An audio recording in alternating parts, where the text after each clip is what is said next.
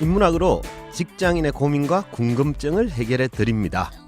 인문학이 여러분의 출근길을 가볍게 만들어 드립니다. 직장인을 위한 출근길 인문학. 제22화 자신의 약점을 감추고 싶을 때. 안녕하세요. 저는 어쩌다 철학자 이호건입니다. 안녕하세요. 어설픈 자유인 장춘수입니다. 예, 반갑습니다. 네. 예. 자유인님은 점점 어설픔에서 좀 없어지는 것 같아요. 그럴 리가 있나요? 그럼 정체성이 없어지는데요. 아, 그런가요? 계속 어설퍼야만 어설픈 자유인으로 방송이 남을 수 저희가 있는데. 이제 오늘이 22화째인데요. 점점 이렇게 좀 노련해진다고 그럴까? 그런 게 느껴지고 있습니다. 네. 어쨌든 본인도 그걸 좀 느끼시나 모르겠네. 약간 편해지긴 한 것 같아요. 아, 그죠? 네. 예. 약점이 없어지고 있는 거네요, 그죠? 그런가요? 오늘 주제가 자신의 약점을 감추고 싶을 때입니다. 뭐 저를 포함해서 대부분의 사람은 누구에게나 강점과 약점이라는 게 있을 텐데요. 그 자유인님께서는 스스로 본인을 평가할 때 나는 이런 건 남들보다 뛰어나다라고 생각하는 강점이 있으신가요? 사실 평상시에 이런 걸 잘 생각을 안 해봤는데 네. 행동보다는 네. 성격적으로 네. 그냥 무난한 것 같아요. 아, 그래서 모나지 않고 모나지 않고. 그래서 대부분의 사람들과 잘 어울릴 수 있는 그런 성격이다라고 생각을 그치. 하는데 예. 제 생각이죠, 뭐. 그러네. 그죠? 네. 들어보니 뭐 별다른 강점은 없다는 네. 걸 굳이 찾은 것 같은 느낌이 없지 그런가요? 않아 있습니다. 네. 왜 사람들이 취미가 뭡니까 이러면 네. 독서요, 여행요, 네. 영화 감상요 이러면 취미가 없는 거나 마찬가지거든요. 네. 그러네요. 그럼 뭐 반대로 이건 좀 잘 못하는데라고 생각하는 약점 같은 건 있으신가요? 대부분 잘 못합니다. 대부분. 근데 그 중에서 특히 못하는 걸 한번 네. 생각을 해보니 네. 그런 것 같아요. 무엇인가에 완전히 미친 듯이 몰입을 해서 네. 열심히 하는 것을 못하더라고요. 아, 그래요. 네. 원래 그 천재들은 열심히 안 해도 되잖아요. 그러니까 열심히 안 해도 잘해야 되는데 어. 열심히 안 하고 미친 듯이 하지도 않으면서 적당한 수준을 유지하는 그쵸. 정도. 잘 하지도 하더라고요. 못하는데 열심히 안 한다. 네. 이건 그건 중병인데. 그런가요? 그죠? 그러네요, 그죠? 대신 집에서 설거지나 이런 거 잘 하시잖아요. 듣기로. 그렇죠, 뭐. 네. 강점이 있다니까요. 좀 뭔가 좀 열심히 해야 되는데 못하는 약점, 뭐 이런 네. 거가 있고, 그죠? 사람마다 이렇게 강점, 약점이 있죠, 그죠? 근데 이제 이런 거 있잖아요. 왜 저는 이렇게 노래방 같은 데를 가면 노래를 잘 못해요. 그래서 사람들이 노래방을 가면 자꾸 노래를 시키면 되게 짜증이 나. 그죠? 근데 자유인님은 마이크 잘 드시잖아요. 그러네요. 네. 그러니까 내가 듣고 보니 계속 강점이 하나씩 나오는데 그러네요. 어쨌든 좀 그 방송이니까 길게 얘기할 수는 없습니다. 이제 네. 하나하나 좀 살펴보기로 하고 이렇게 본인이 강점인 상황이 있죠. 예를 들면 노래 잘하는 사람이 노래를 부른다.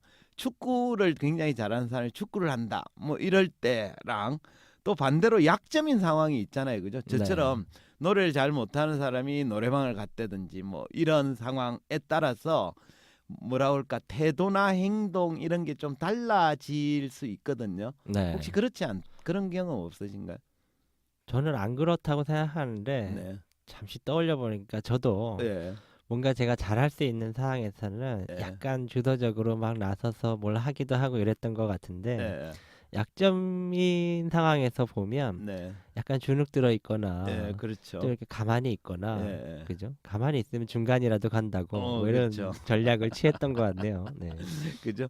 아마 그 대부분의 사람이 그럴 것 같아요. 자기가 잘하는 강점인 영역에서는 누가 하자 이러면 좀 적극성을 띠고, 그죠?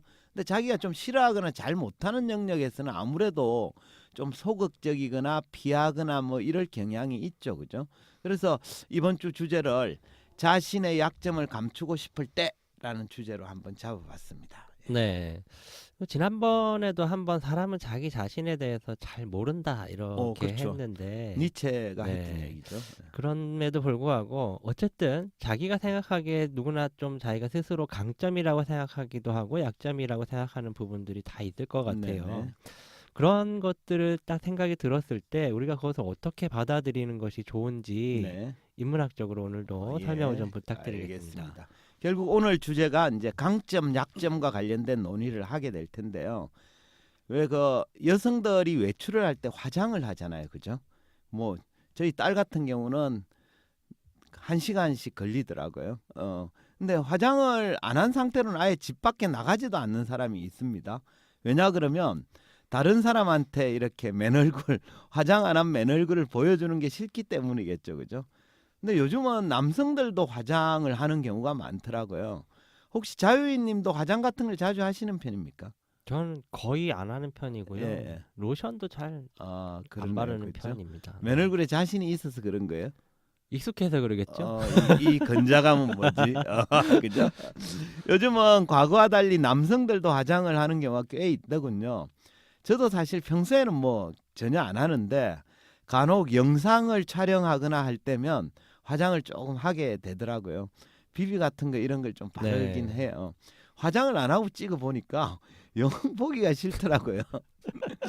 요즘은 카메라 화질이 좋아가지고 네. 지나치게 이렇게 뚜렷하게 저의 피부를 비춰주더라고요. 네. 그죠? 뭐 그건 고객 만족 차원에서 하는 거니까. 그렇죠? 네. 하긴 해야 될 것 네. 해야 같아요. 될 것 같긴 하네요. 그죠? 네. 하긴 그냥 딱 봐도 잘생긴 영화 배우들도 방송에서 다들 화장을 하잖아요, 그죠? 네. 그러니까 저같이 평범한 사람이 뭐 촬영 같은 거 할 때 화장하는 건 뭐 전혀 이상한 일도 아니죠. 근데 우리가 말하는 화장, 그러니까 영어로는 메이크업이죠. 메이크업의 본래 뜻이 뭔지 아십니까? 글쎄요. 뭐 이렇게 메이크업, 만드는 거? 그죠? 뭐 뭐 이렇게 메이크업은 네, 완전하게 이런 업시키는 거죠. 뭐 이런 그러니까 거 위로 아닌가요? 올리는 것도 있는데 영어업은 완전히 뭐 이런 어. 뜻도 있죠. 네네. 드레스업 이러면 정장을 차려입다 이런 뜻이죠. 그러니까 완벽하게 만든다 네. 뭐 이런 것 같은데 그죠? 그 메이크업은 흔히 얼굴에다 뭔가 쳐 바르는 행위를 말하는데 그죠? 근데 쳐 바르는 거 아닌가요? 그냥 바르면 되는데 꼭 쳐바른다고 그죠. 이렇게. 이게 한국말은 그죠 네. 이렇게 부사가 좀 들어가면 더 확실해지죠. 네. 근데 그냥 바르는 게 아니라 목적이 있습니다. 무슨 목적이냐 이러면 약점은 감추고 강점을 부각시키기 위해 뭔가를 바르는 행위를 메이크업이라 하는 거죠. 그러니까 그 메이크업은 자기 약점은 감추고 강점은 돋보이게 꾸미는 행위를 말합니다. 저를 포함해 대부분의 사람들은 얼굴이 완벽하지는 않잖아요, 그죠? 물론 뭐 자유님께서는 본인은 스스로 예외라고 생각할지 모르겠습니다만, 그래서 누구에게나 약점이 있기 마련인데 이 약점을 감추고 강점을 좀 더 드러나게 하기 위해서 메이크업을 하는 거죠. 그래서 메이크업을 잘만 하면 평범한 사람도 되게 멋있게 보일 수 있습니다. 이런 이유 때문에 대부분의 여성들은 화장을 하고, 그죠? 남성 입장에서도 맨 얼굴보다는 어느 정도 화장을 해서 예뻐 보이면 그죠? 뭐 나쁠 건 없잖아요. 그렇지 않던가요? 네, 그렇죠. 뭐 누구나 할 것 없이 뭐 예쁘고 멋있는 사람을 좋아하는 건 뭐 인지상정이고 네. 가끔 그런 얘기도 들리더라고요. 부부간에도 네. 뭐 몇십 년을 살면서 맨 얼굴을 보여준 적이 없다면서 뭐 이런 얘기하는 그렇죠. 경우도 있더라고요. 그건 되게 좋아 보이긴 합니다만 되게 가식적인 행위이기도 하죠. 어쨌든 뭐 그런 예쁘게 보이고 싶은 마음은 인지상정이다라고 말할 수 있습니다. 인간은 원래 진선미를 추구한다고 그러잖아요, 그죠? 진선미 중에 특히 세 번째인 미는 아름다움을 추구하는 행위인데 이건 인간의 굉장히 자연스러운 본성이라고 말할 수 있습니다. 해서 화장을 하는 것도 매우 자연스러운 행위이긴 하죠. 하지만 화장의 정도가 너무 심해져 가지고 본래 봄바탕의 얼굴을 알아보기조차 어려워지면 이런 경우는 약간 애매해지는 것 같아요. 그죠? 이쁘다고 봤는데 지우고 나면 화들짝 놀라거나 몰라보면 이상하잖아요. 그죠? 예. 네. 꾸밈의 정도가 지나치면 이건 화장이 아니라 뭐 분장이나 변장이라고 부르기도 하잖아요. 네. 그죠? 이런 상태는 메이크업이 아닌 것 같아요. 영어로는 뭐라고 표현하는 게 맞을까요? 글쎄요. 뭐 모르겠는데요. 페이스 오프 뭐 이런 거쯤 되는 거 아니에요, 그죠? 네. 이쯤 되면 단순히 좀 더 예뻐 보이려는 게 아니라 아예 다른 사람이 되기도 하는 거거든요. 네. 그래서 남자들 사이에 이런 우스갯소리가 있습니다. 혹시 들어보셨는지 모르겠어요. 속지 말자 조명빨, 믿지 말자 화장빨. 아, 들어보셨나요? 들어본 것 같습니다. 근데 요즘에 막 유튜브 같은 데 보면 네. 요런 것도 잘하시는 분들이 크리에이터로 또 각광을 그렇죠. 받더라고요. 맞습니다. 네. 완전 기술이죠, 네. 그죠? 근데 어쨌든 아무튼 화장이건 변장이건 간에 정도의 차이는 있지만 자기의 약점은 숨기고 강점을 부각시키려는 행위에는 틀림이 없습니다. 근데 이 대목에서 이런 질문을 한번 해보고 싶어요. 누구에게나 한두 가지 약점은 있기 마련인데 이 약점은 숨기는 게 좋을까 드러내는 게 좋을까 어떻게 보십니까?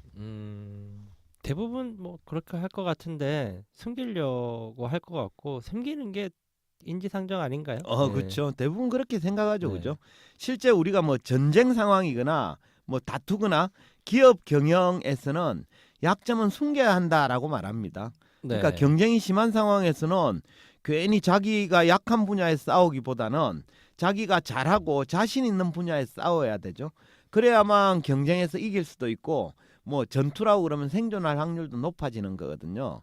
하지만 진화의 관점에서는 얘기가 좀 달라집니다.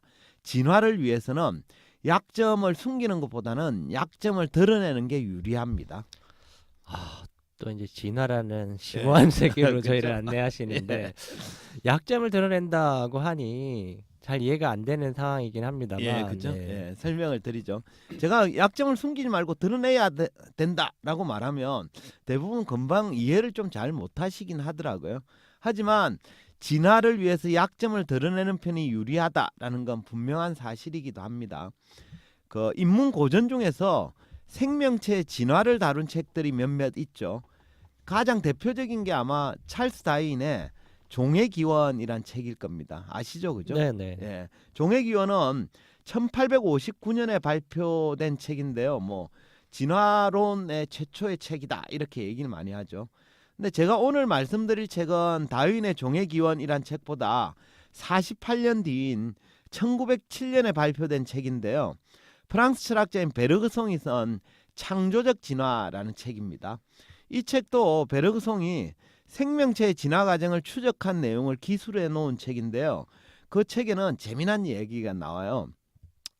베르그송이 생명체의 진화 과정을 추적하는데 식물 말고 동물들 중에는 진화 과정에서 매우 특이한 장면을 발견하게 돼요. 뭔가 하면 동물들도 누구에게나 약점이란 게 있는데 이 약점을 어떻게 다루는가에 따라 진화의 수준이나 결과가 달라지더라라는 걸 발견한 겁니다. 즉 약점을 숨기는가 아니면 드러내는가에 따라서 진화의 결과가 전혀 다른 양상으로 전개되더라는 거죠. 책에 나오는 사례로 제가 설명을 드려보겠습니다. 왜 동물의 신체 중에는 살과 뼈가 있잖아요, 그죠? 우리 몸 중에 살과 뼈 중에는 어디가 약한 부분인가요? 당연히 살이 약한 그죠? 부분이죠. 뭐 맞습니다. 단단한 뼈보다는 물렁물렁한 살이 약하죠. 그러니까 동물에게 살은 약점이고 뼈가 강점이죠. 근데 동물들 중에는 조개류나 한번 생각해 보세요. 조개류나 개나 가재와 같은 갑각류들을 한번 생각해 보세요. 얘네들은 약한 살 위에 단단한 뼈나 껍질로 감쌌습니다. 말하자면 약점을 숨기는 선택을 한 거죠. 반면에 우리 인간과 같은 척추 동물들은 신기하게도 단단한 뼈 위에 약한 살을 둘렀거든요. 그러니까 척추 동물은 약점을 오히려 드러내는 선택을 한 셈입니다. 약점을 숨긴 조개류나 갑각류하고 약점을 드러낸 척추 동물 중에는 누가 더 나중에 결과가 좋았나요? 신기하게도 약점을 드러낸 척추 동물들이 훨씬 고차원적인 진화를 이룰 수 있었습니다. 그렇지 않습니까? 그러니까 조개류나 갑각류들은 약점을 숨기는 선택을 함으로써 일시적으로는 좀 안전해졌죠. 왜? 살을 이제 밖으로 약한 살이 밖으로 드러나지 않았으니까 그죠? 하지만 그 선택으로 인해 움직이거나 이동하는 데는 제약을 받았습니다. 해서 나머지 인생이 아닌 생을 그죠? 햇빛도 잘 들어오지 않는 컴컴한 갯벌 속에 숨죽이고 살게 된 거잖아요, 그죠? 반면에 약점을 드러낸 척추 동물들은 그 선택 때문에 처음에는 위험에 좀 노출되기도 했습니다. 하지만 그로 인해 좀 움직임이 자유로워져서 이동이 가능해졌거든요. 그 결과 훨씬 고차원적인 진화를 이룰 수 있게 된 거죠. 해서 진화의 관점에서는 약점을 숨기는 것보다는 드러내는 편이 훨씬 유리합니다. 그 베르그송의 주장을 들어보시니까 동의가 되십니까? 동의를 안 할 수는 없을 것 같은데 네. 어쨌든 뭐 진화의 관점에서 약점을 숨기기보다 드러내는 것이 훨씬 더 유리해 보이긴 합니다. 네, 네. 그죠. 물론 뭐 그 약점을 드러냈다가 생명을 보지 못한 네. 동물들도 있긴 합니다만 진화의 관점에서는 약점은 숨기는 것보다 드러내놓고 단련을 하는 편이 훨씬 유리합니다. 우리가 약점을 숨기면 일시적으로는 위험을 피할 수 있죠. 예를 들면 내가 노래를 못하니까 노래방을 절대 안 간다 이러면 창피당할 일 없잖아요. 그죠? 네. 근데 영원히 노래방을 안 가면 되는데 간혹 어쩔 수 없이 가야 되는 상황이 있으면 더 창피해질 수도 있는 거 아니에요, 그죠? 그래서 그 약점을 숨기면 일시적으로는 위험을 피할 수 있지만 그 위험으로부터 자유로워지지는 않는 거거든요. 맨 얼굴에 자신이 없어서 두꺼운 메이크업으로만 이렇게 의존해서 사는 사람은 화장한 얼굴로는 좀 당당해질 수 있을지 모르지만 맨 얼굴에 대한 약점은 영원히 없어지지 않는 것과 같은 이치입니다. 우리나라 불교 시인 중에 김달진이란 분이 계세요. 이분이 법구경을 옮기셨는데 법구경에 이런 말이 나옵니다. 회피하는 한 두려움은 영원하다. 좀 느낌이 오시나요? 네, 오네요. 약점이라고 해가지고 네. 자꾸 회피하려고만 하면 그게 없어지는 게 아니라 결국 두려움이 영원히 남는다. 뭐 이런 그렇죠. 뜻인 것 같네요. 맞습니다. 김달진 시인이 보기에 어떤 약점이 있는데 그걸 감추고 회피하기만 하면 그 약점 때문에 생긴 두려움은 영원히 남는다고 본 거죠. 그래서 회피하는 한 두려움은 영원하다 이렇게 얘기했는데 김달진 시인의 주장은 우리가 흔히 경험하는 일이기도 합니다. 예를 한번 들어볼게요. 저도 이 중에 한 사람이긴 한데 한국 사람 중에는 소위 영어 울렁증이 있는 사람이 많잖아요. 그죠? 네. 그렇지 않습니까? 영어 울렁증은 영어가 약점인 사람이 갖게 되는 증상이죠. 그러니까 외국인만 보면 긴장이 되고 가슴이 울렁거리는 병이죠. 그죠? 그래서 이런 사람들은 외국인을 보면 일단 피하죠. 근데 그렇게 외국인을 피해 다니기만 하면 영어 울렁증이 없어지나요?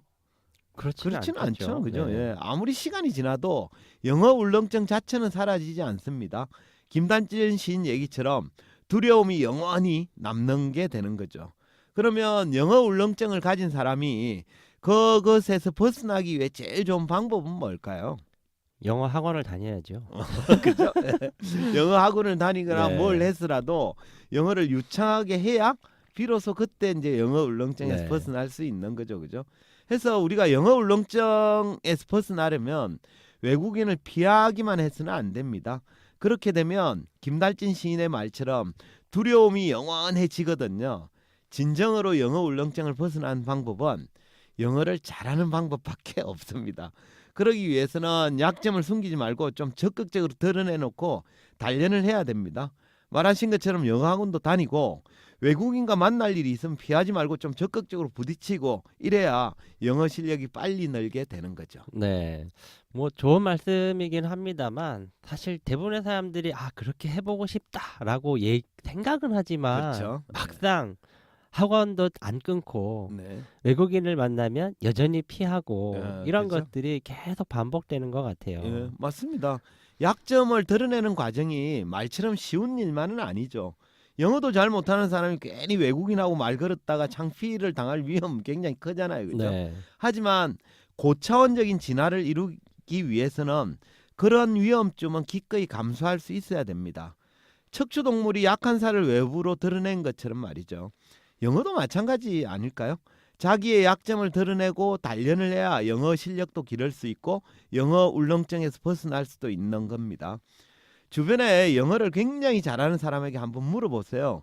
처음부터 그렇게 영어가 유창했는지. 아마 그들도 처음에는 영어 실력이 약점이었을 겁니다. 하지만 자기의 약점을 숨기지 않고 드러내서 단련을 하는 과정을 거쳤기 때문에 지금처럼 유창한 영어 실력을 갖게 된 거거든요. 그래서 약점을 감추지 않고 드러내놓고 단련을 해야 높은 수준의 진화를 이룰 수 있다 이런 말씀을 드리고 싶네요. 네.